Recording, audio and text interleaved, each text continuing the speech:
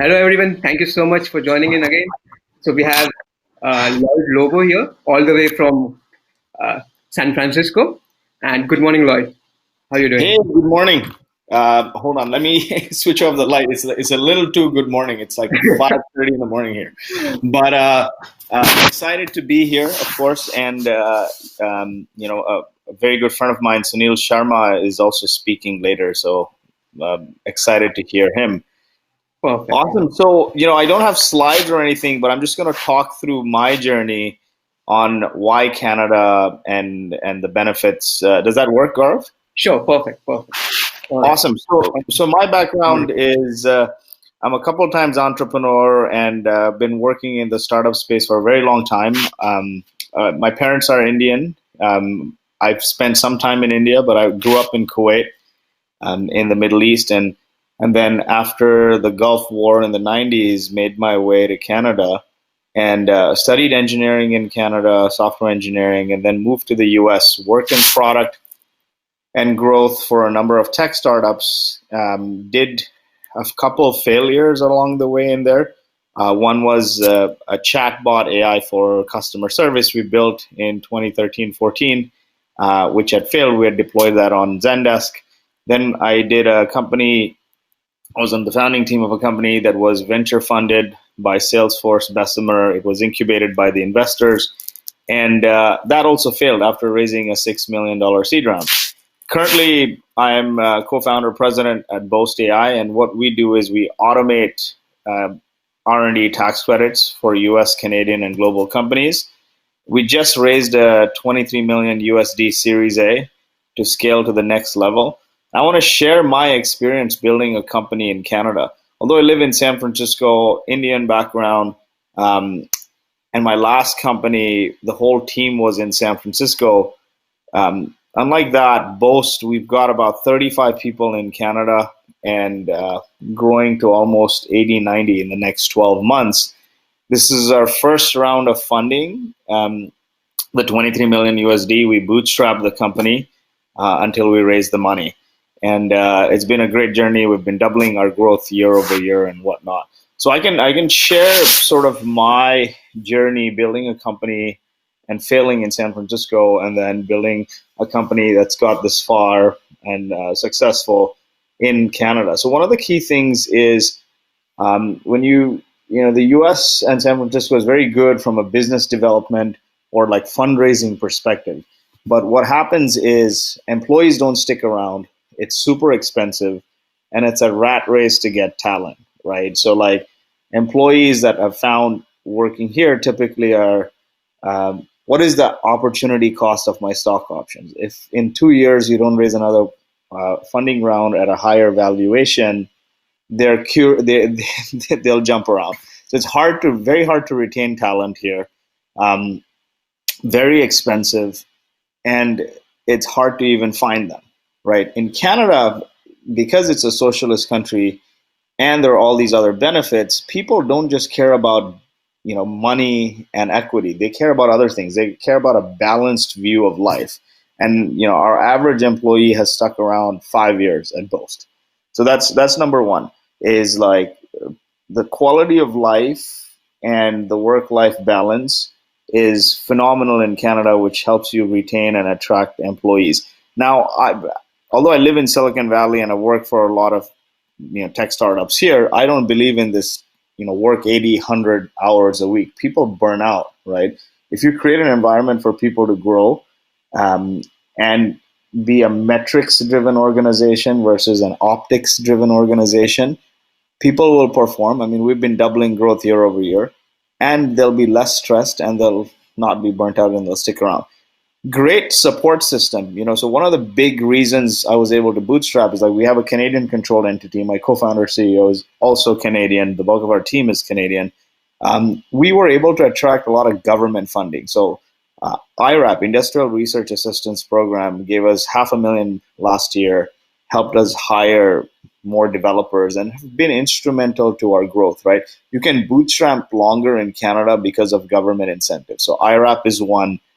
Shred, which is the program we automate, R&D tax credits, where if you're developing new technology or improving existing technology and you're a Canadian controlled private corporation, between federal, provincial, and the proxy incentives, it can be as much as 63% in Ontario and 70% cash back, right? Now compare that with the US. The US government federal R&D credit is 10%, and it's non-refundable. It offsets payroll taxes or income taxes, and most states are non-refundable anyway, so you need to be profitable. In Canada, you don't need to be profitable. The R&D credits can be as much as 63 to 70%, and you get a cash back. So huge injection there.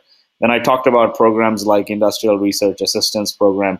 That program gives you 80% of salaries and 50% of contractors in Canada, provided they approve a project. It needs to be an innovative project that creates economic growth in Canada.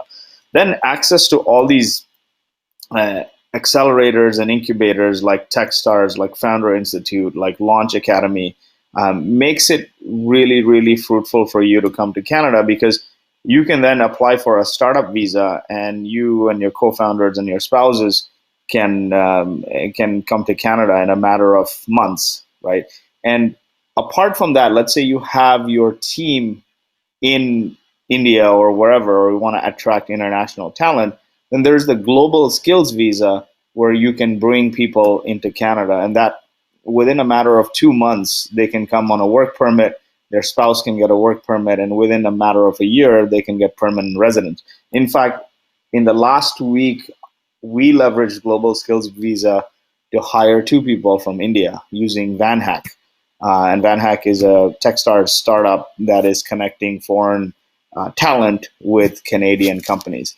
Then access to all the university ecosystems and the research facilities. Like right now, I'm talking to Mila and Fado and Alberta ML and AI. So there's a lot of research institutions that can help connect you to talent. So overall, if I had to compare, I think if I try to get to 8 figures in revenue in San Francisco, and I'll give you the exact stat, the average company that gets to 8 figures in revenue in San Francisco has at least 10 million in funding and 70, 80 people. We got to 8 figures in revenue with no outside funding and 35 people. Now it's our first round of funding. We raised 23 million USD or 30 million Canadian. We raised it on our terms. We didn't have to do the song and dance and chase, and we're going to deploy it into doubling, tripling the team in Canada in the next 12 months, only because we've seen the level of support and commitment from the government associations, from the community organizations, and so on. And it's been great. And a lot of my friends from Silicon Valley have been approaching me saying, "How did you do it? Like, can we set up an office?" And look at it right now, right? So I just saw this tweet by a very popular VC, Jason Lemkin, and also a friend and a mentor to me. And he said, right now, the best places to go to build a company are kind of like outside San Francisco. Come here for if you're fundraising or if you want to do business development. I mean, the network is great here, but everyone's moving. A lot of folks are moving to Austin, for example. But at the end of the day, Canada gives you that sort of holistic or balanced life as an entrepreneur, right? So you get access to talent. Talent is easier to retain. There's government funding, and there's a lot of support. So I'll give you an example. Right now, we have offices in, yes, San Francisco, but Toronto, Vancouver, Calgary. We're looking to expand to Montreal. I got connected with Montreal International. They made like half a dozen intros to everybody in the ecosystem, and now I'm on my way to finding good talent there, setting up an office there, and lots of partnerships. So overall, I think, if you had to walk away with one summary, it's like, I'm giving you my example as a founder. A funded company, $6 million, tanked it, 6 million seed. Average company that I talk to that gets to 8 figures in revenue in the US has about 70, 80 people and 10 million in funding. In Canada, I was able to bootstrap to 8 figures with 35 people and raised our first round of funding, 30 million Canadian, with on our own terms. So that's the quick summary. If you have any questions, feel free to hit me up.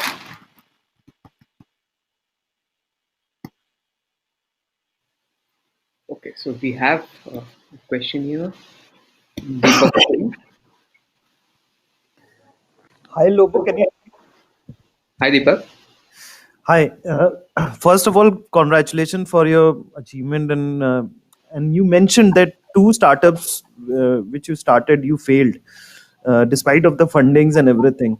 So I was just wondering, like, since there's a lot of opportunity in North America, especially uh, especially into the and government supporting the startup ecosystem.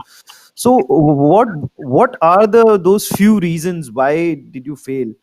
If you can share those experience. Definitely, right? So there's a couple of things. The mindset here, as soon as you raise money, is like go, go, go, go fast. I think one of the most important things is preserving capital and being able to do things in a lean way. Getting money doesn't mean you're going to be successful. You need to figure a way to do things in a lean, efficient manner, and it's very tough to do that in Silicon Valley, right? It's much easier to do that in Canada. Uh, the the first milestone when you start a company is to get the company to product market fit, right? And if you try to throw gas on the fire before before there's a fire, if you try to throw gas before there's a spark, it's just going to be a bunch of wet logs, right? So I think the most important thing is how do I get to product market fit? And you got to spend a significant amount of time and energy and money in the Bay Area, in Silicon Valley, to get to that product market fit. That's why you need to raise rounds of funding. And as an entrepreneur, your focus should be on running and building and growing your business. Fundraising is like a full-time job. So it's like, okay, I need to get to product market fit. Now I got to chase money to build this. Then I got to chase customers. Then I got to chase my developers.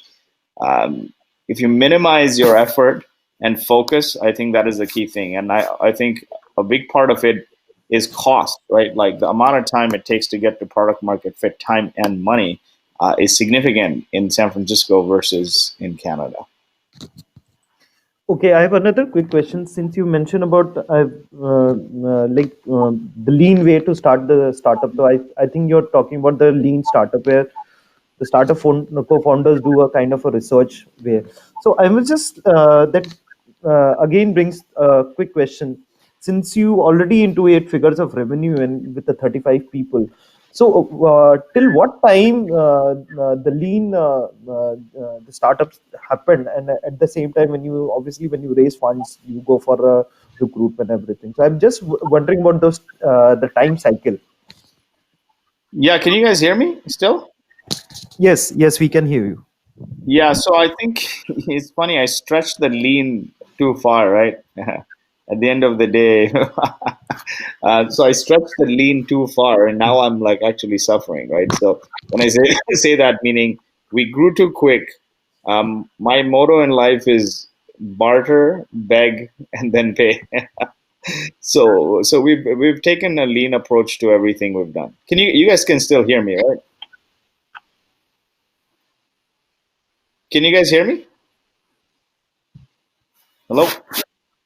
Yeah. So Yeah, we yeah, can hear you. so I would say, yeah, I would say, Yeah, we can hear you. be lean. Okay. I would say be lean, as you know. When I say be lean, meaning spend as little as possible to get the maximum outcome. Do things by yourself. Stretch every dollar. Do more with less. Don't invest in frivolous things like, oh, I'm gonna. Don't chase shiny objects like I'm gonna go and spend money on ads, and then I'm gonna spend money on like something, like events and 10 other things. The most important thing to Right. get to product market fit and raise money is to figure out one type of customer getting one type of value over and over again and coming through one type of channel. I think that is the key thing. Like it's like, okay, my customer is the CEO of a technology company, and I am getting that person by just doing cold calls, and they are getting one type of value over and over and over again. Like figure out one or two channels, they come You acquire them through one or two channels. They're getting one type of value, and it's one type of customer profile over and over again. That's how you build a repeatable, scalable engine. Because as a small, lean team, you can't have a dozen focuses. And then once you do that, and you have one kind of customer getting value and happy and sticking around and keep coming back over and over again, then you get the product market fit, and then you can go and raise money to scale that effort. So that process can take, like, in the case of Superhuman, I don't know if you've heard of them. They're doing extremely well. Superhuman's case, it took like 4 years to get to product market fit, maybe. Uh, or you can take 1 year to get product market fit. Depends on the complexity of your product and the industry you're targeting. And that's why being lean is important. Building a good business takes a long time. It's not like a gratification. So, right. So we have Ajay here. He has a question. Hi, Ajay. Hey, Lloyd. Hey, thanks, Gaurav. Lloyd, firstly, I mean, thank you for tuning in so early in the morning and taking this request fairly last minute. So I have a question for you. If you can quickly help us and the audience understand a little bit more about the work that Boast does, and probably delving a little bit into how much money are you helping startups claim back with your software in terms of R&D tax credits? You're helping Yeah, a ton of them. definitely. Yeah, definitely. Thanks for that question. So, to step back a little bit, like globally, over 200 billion is given in R&D incentives by government to fund businesses. But the application process is time consuming. It's cumbersome. You have to incur a year's worth of R&D to then apply for it and then wait for government processing times, which all, like, the Indian community is much familiar with how long the government takes. And then you get the money. So it can take you 12 to 16 months to get back money from the R&D. And we automate and streamline that process. And we've helped companies get over 200 million over the last several years in R&D credits to fund their business. And now we're launching a big fund because we built the ability to underwrite the R&D credits. So we're saying that if you plug your tech stack and financial stack into Boast, you don't have to wait to finish your tax year and file it with the government and wait for processing times. We'll give you the money as you go through the year. Nice.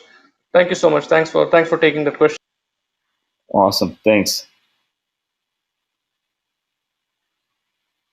I can't hear. He's Gaurav, you're on mute. All right. Can you hear me? Yeah. Yeah. All right. So Kaiser here is asking, would you consider any angel investment opportunities in Indian tech startups? Yeah, definitely. I mean, hit me up on my LinkedIn. I syndicate with a small network of angels here.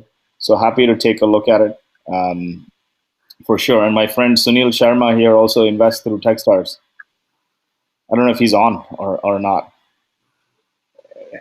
All right. So we'll take one final question and we'll move on. All right.